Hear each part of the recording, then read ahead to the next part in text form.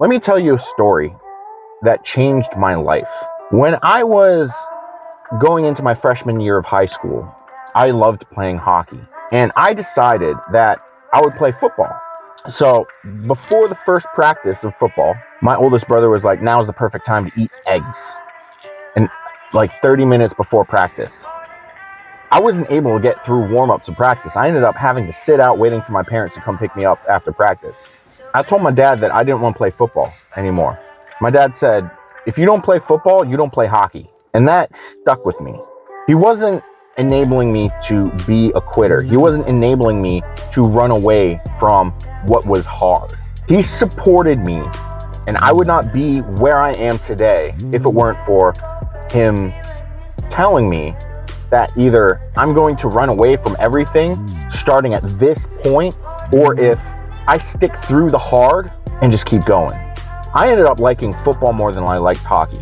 Football led me to lifting. Like a lot of people, football leads them to lifting. Football led me down the pathway of powerlifting because it taught me how to bench, taught me how to squat taught me how to deadlift High school coaches don't really know how to do the big three, but they enforce them. But my dad supported me. At the time, I thought he was being a dick. As I've grown older, as I've grown to appreciate the words that he bestowed upon me, the lessons that he was giving me, I learned that he was supporting me rather than enabling me.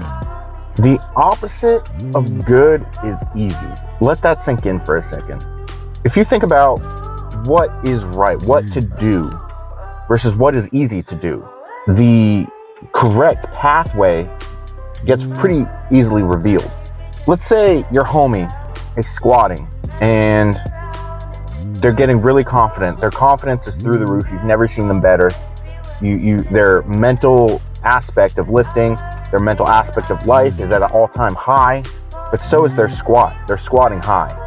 They're basing a lot of their confidence, their good feeling on the accuracy of their squat, the strength coming with squats. You get a lot of euphoric power when it comes to hitting a PR, when you start to accept that maybe you might just very well be kind of sort of strong, but they're not, because they're squatting high.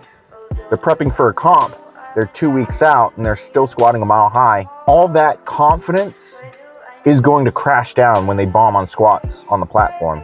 They get these visions of grandeur that their squat is going to be so amazing. They're going to hit a big PR total. Women will be sliding in their DMs because, their squat's just so good. But this whole time, you've been sitting back saying, yeah, good job, all you. When in reality, they haven't really hit a bench in 3 months because you've helped on every rep. They haven't hit depth in just as long, but you've been telling them so. It's easy to tell them, hey, your squat's good, the bench is good, your back looks fine while deadlifting. That's easy. That is easy to do. The opposite of good is easy, because the easy route isn't always the good route. The good route is honesty.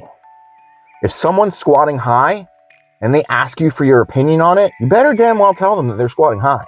Because if you let them think that they're worth more than they are, their value of self is going to be determined by how well they do on the platform. But if they're squatting high and bomb due to depth, the confidence and level of good that they are feeling is going to invert, and they're going to go peaks and valleys. It is not a good place to be. So the good thing to do is to be honest with your homies. You want to support your homies. Don't enable them. This can apply outside of lifting. If someone is refusing to go to work, if someone is refusing to eat healthy, they're going down a path that is negative, and they ask you, hey, is this okay? It might be easy to be like, your life choices are your own life choices. I don't want to give you any bad advice.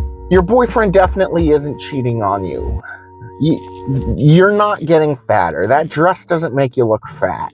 When in reality, you got to be like, hey, listen up, buttercup. You're going down a bad road. You're squatting high.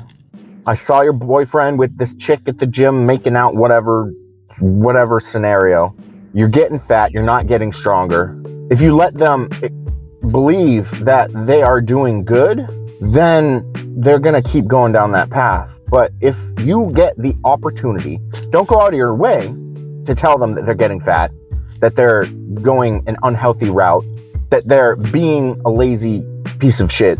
If you get the opportunity to support your homie rather than enable them to go down this negative pathway, you'll be taking the good route. The good doesn't always feel good. If someone gives up a lot of what they used to see as important for the sake of somebody else, something else, they throw away opportunities because it's too hard. You got to be careful when you're doing something that feels good. Does it just feel good, or is it actually good? Because easy feels good, but good doesn't always feel good. Sometimes good feels bad. And that's what you got to realize, is the good is the opposite of easy. So go out there and support your homies. Don't enable them.